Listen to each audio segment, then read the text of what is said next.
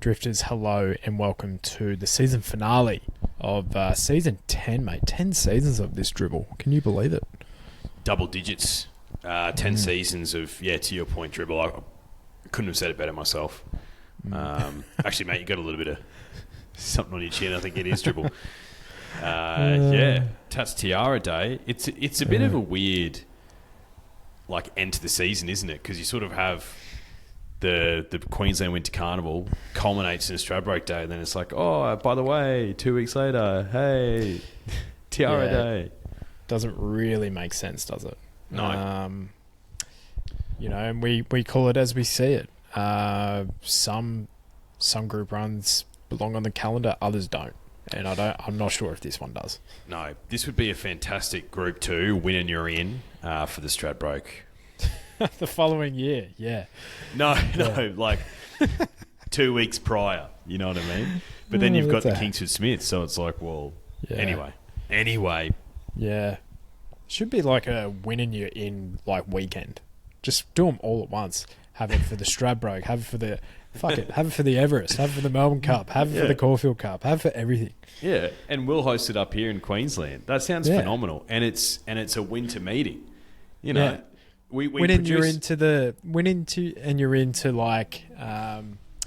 I've got to think about this. It's like almost I was thinking say maybe even the 3-year-old Magic Millions qualification or something, you know. It's kind of there'd be options as a 2-year-old. Yeah, even winning you're in, you know, to a Group 1 race over in bloody Royal Ascot. You know, winning you're into the Kentucky Derby. Fuck it. Let's just do it all. Well, to be fair, there's Japanese boosting for Cox Blade, so it's not the worst idea. No. Yeah, we're ideas, guys. Yeah. Something needs to be done. That's for sure. Yeah. Mate, another thing that came across my desk near moments ago, I saw the Storm Boy has been retired to stud. He has. Literally a perfect example of always take the money. Always take the money. Always sell out. Yeah. Don't. For all you dummies that would be like, I wouldn't sell. Yes, you would. Yes, you would. For that amount of money. Every single time. That had to be trying to think of what would that be in rugby league contract terms, you know? What's the worst contract of all time? Oh, I think a good example is actually we'll switch codes and we'll go to the NBA. So Shai Gilgeous-Alexander for the OKC Thunder just won Finals MVP. They've just won the championship. He got regular season MVP as well. He was traded from the Clippers to OKC for Paul George, for not just him, who is an up-and-coming, young budding star, but also a ridiculous amount of draft capital. Where are the Clippers now, you might ask? Well, they don't have Paul George. The Sixers have him. And meanwhile, OKC's got one of the youngest teams in the competition. They just won the championship, and they've got more draft capital than most other teams. That's the equivalent, right? You're OKC. You're like, we'll give you Paul George, and we'll take everything that you have and more, and also your mother. That's basically what OKC's done. So basically, this is the equivalent. When Coolmore comes and says, we'll offer you everything for Storm Boy, you say, oh, yeah, absolutely. And guess who won that trade? Because since that's happened, he's only won one more race, and it was the San Domenico Stakes as a 3-year-old. He's failed in the Northern Hemisphere, being trained by Aidan O'Brien, and he's run third in a slipper and maybe third or fourth in a Golden Rose or something like that. Something like that. Mate, he's too thick. Too thick for his own well-being. Thick boy, Storm Boy.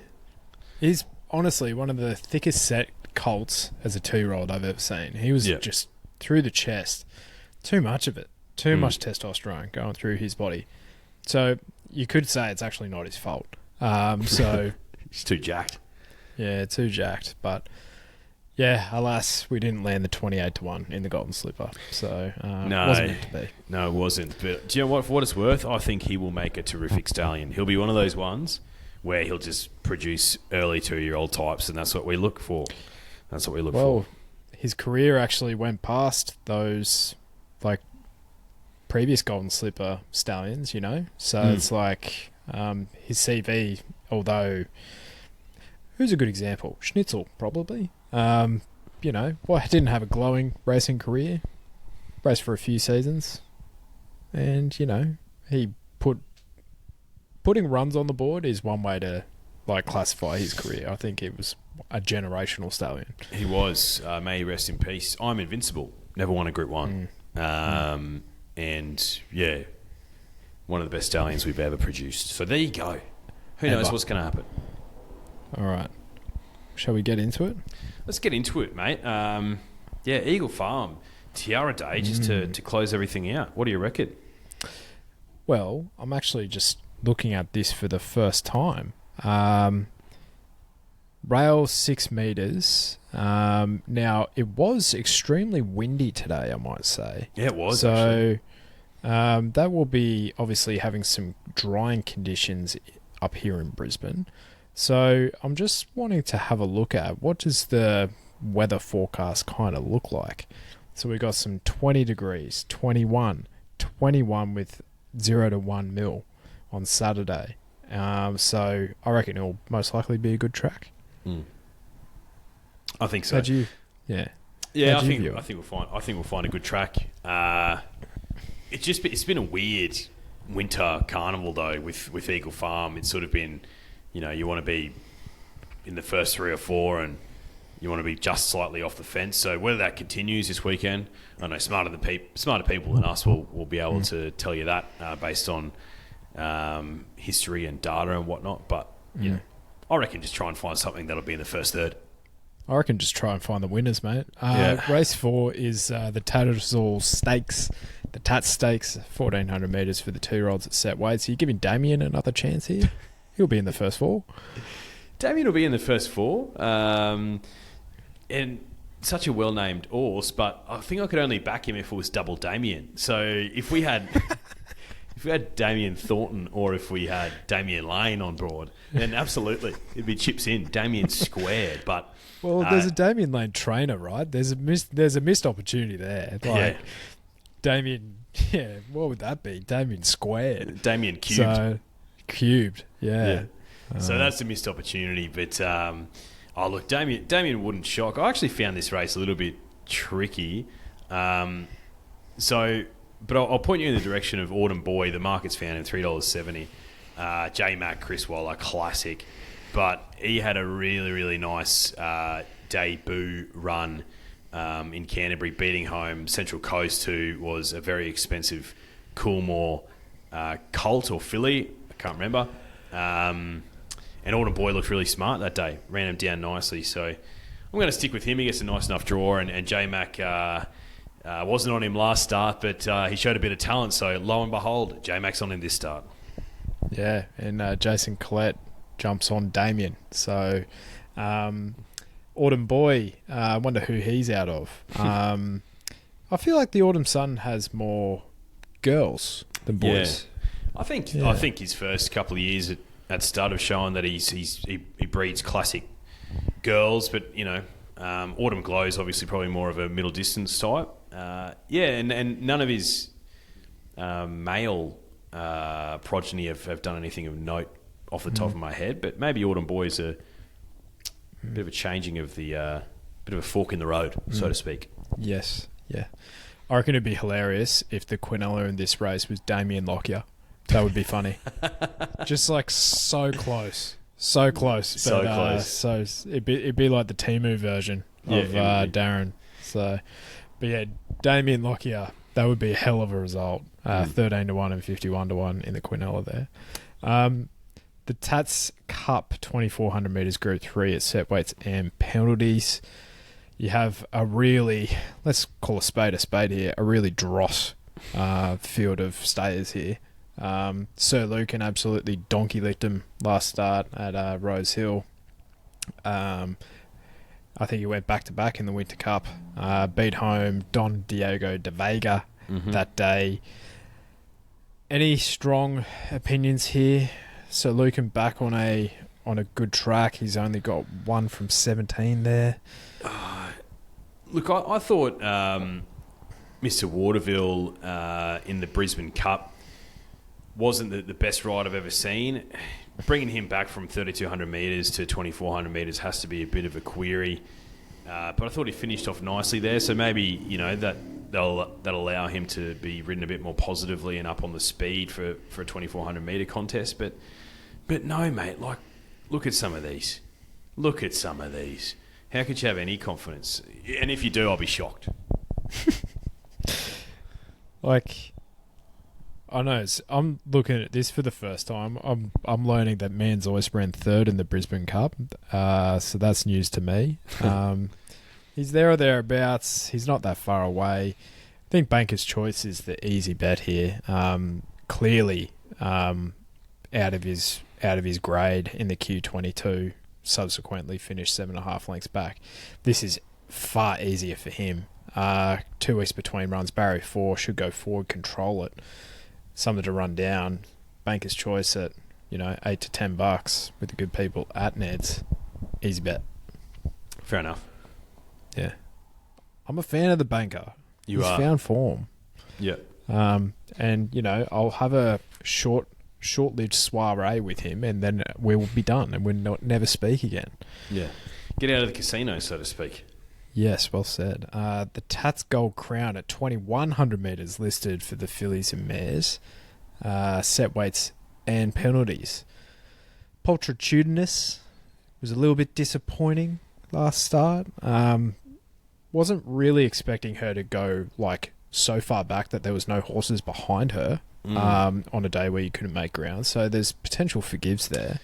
Stuck at the mile out to 2,100 could be a tick. Marymount Bula has kind of teased us that she loved this distance, but she's also been kept to the mile pretty much exclusively for the last 6 months.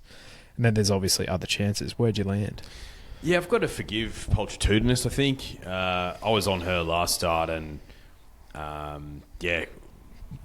completely expected her to be in the first third, and she wasn't. Gate 7's a little bit sticky here, but I think they learnt their lesson from the last start, so I'm prepared to forgive.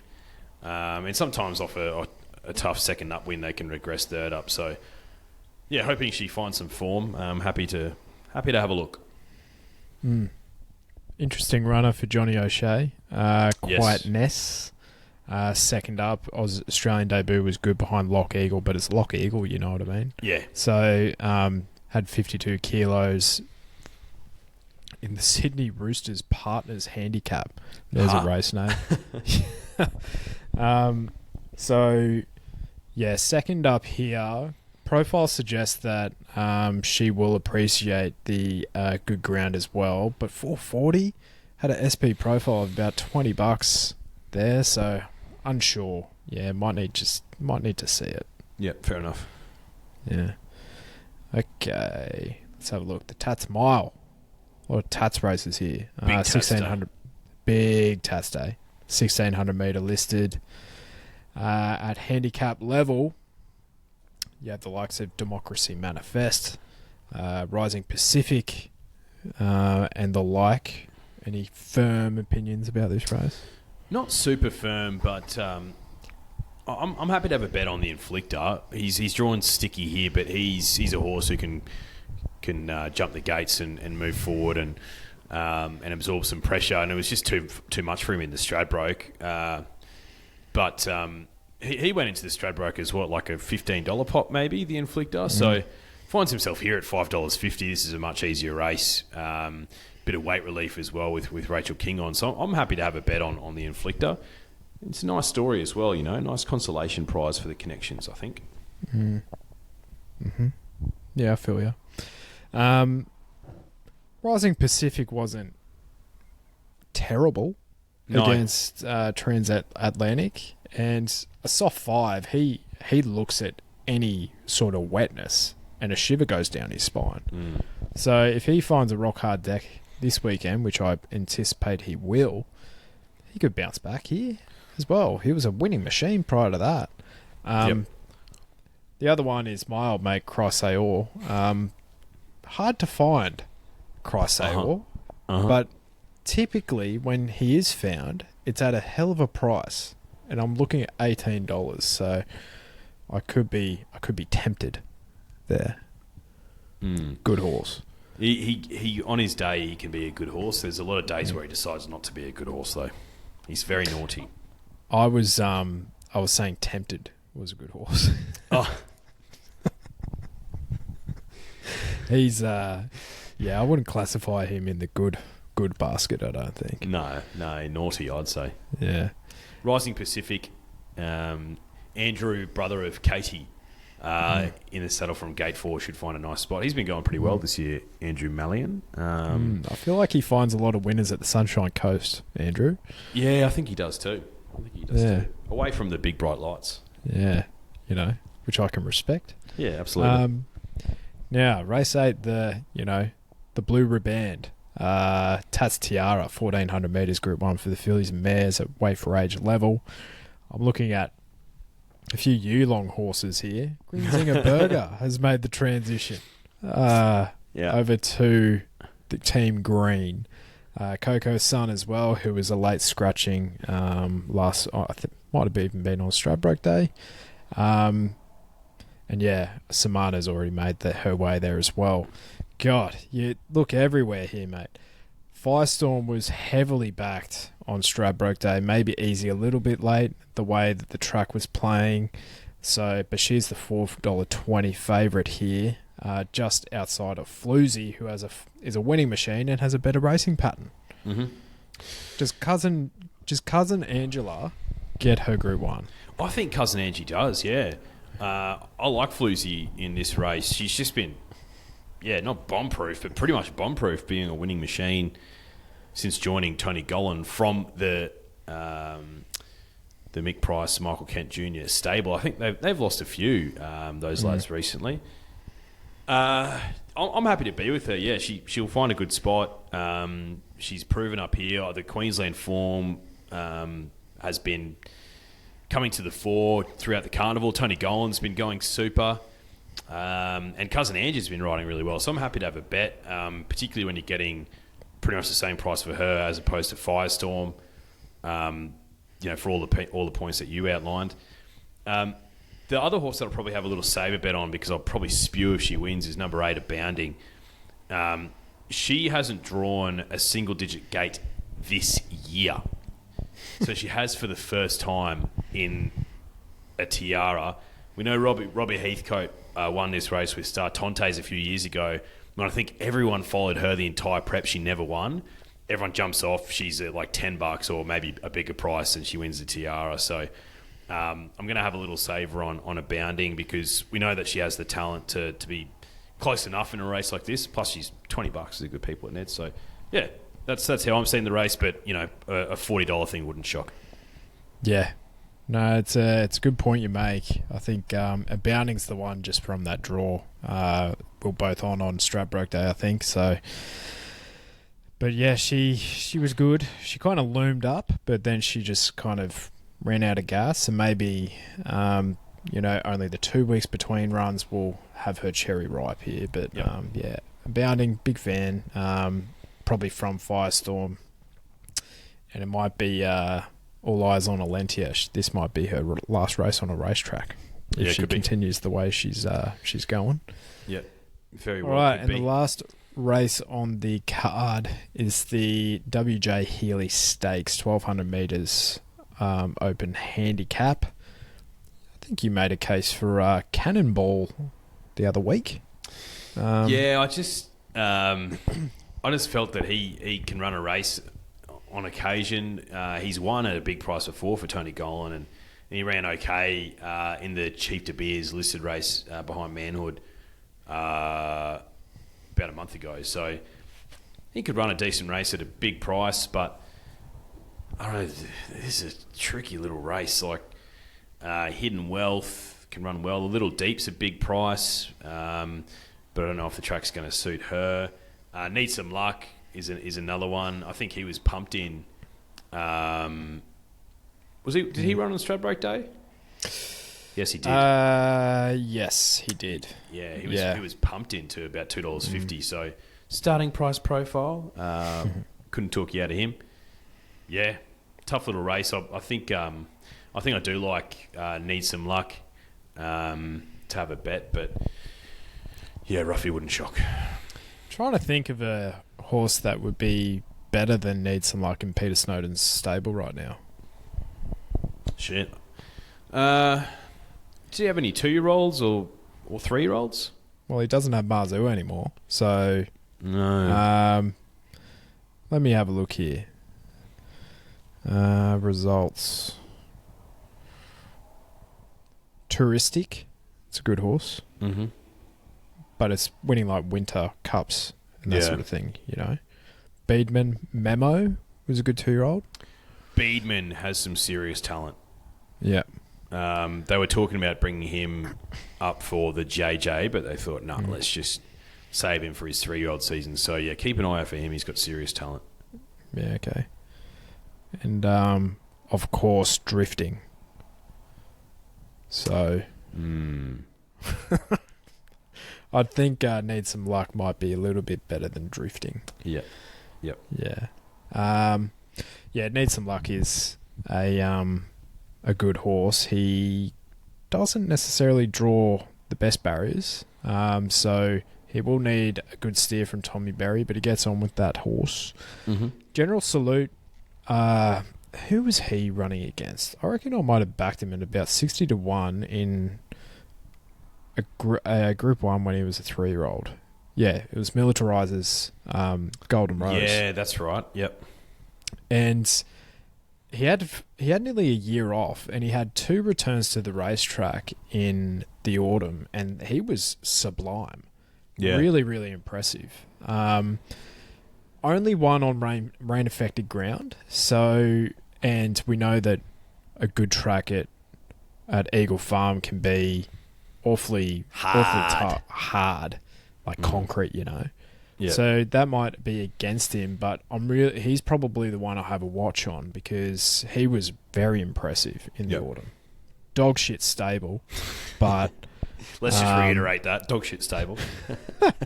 And then A Little Deep was too bad to be true as well. Yeah. So she goes in your quaddie.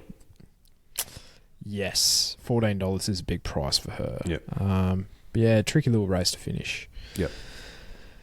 Well, mate, that's about it. Yeah, it was unfortunately not the I guess Winter Carnival I was really hoping for, you know.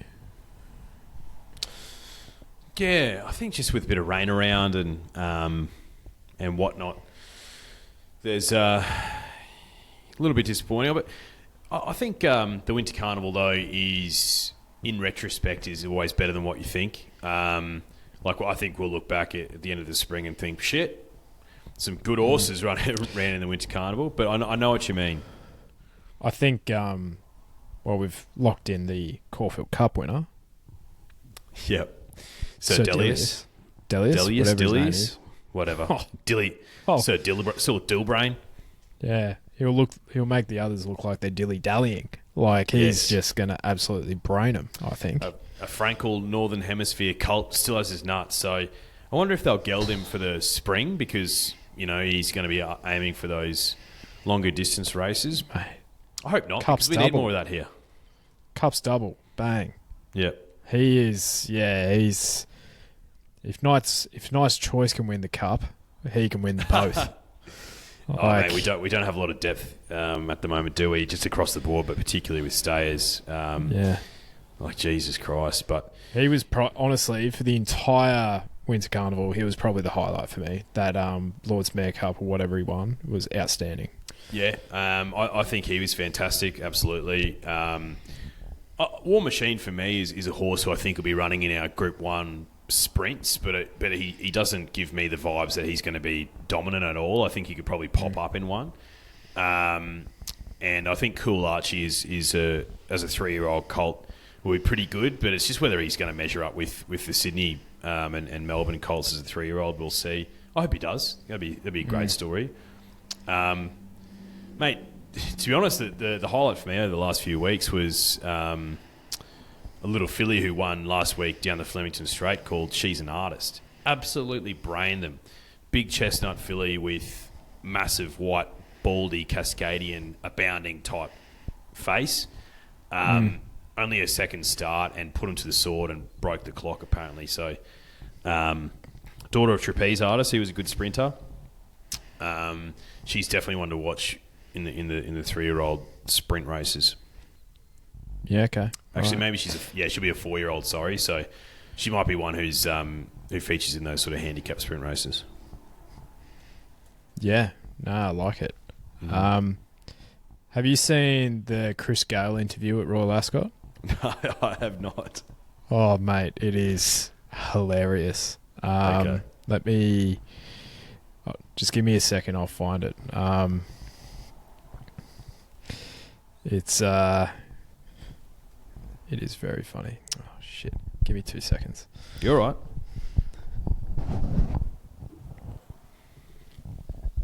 New stress. Who's going to win the Everest this year? Is it too far out? Kaying Rising will brain him if he's coming. No one will beat him. Yeah, true. He's a length better than everything we've got, at least. At least. What else are the big races? Cox Plate, Via Sistina or Antino, Caulfield Cup, Sir Delius, Melbourne Cup, whatever. All right. I'm ready. Ignore the account. But what's Winners? I'm not so lucky. You know what? I bet on a horse, and you know what? It's still running. Yeah, well, Yeah, it's still, it hasn't finished it yet. we're Scotty winners. I'm not so lucky. You know what? that I'm laugh? not so lucky. That laugh is all time. All time. We've all been there. That's why we've all been there, I know. Chris. Like, I've had a shit day.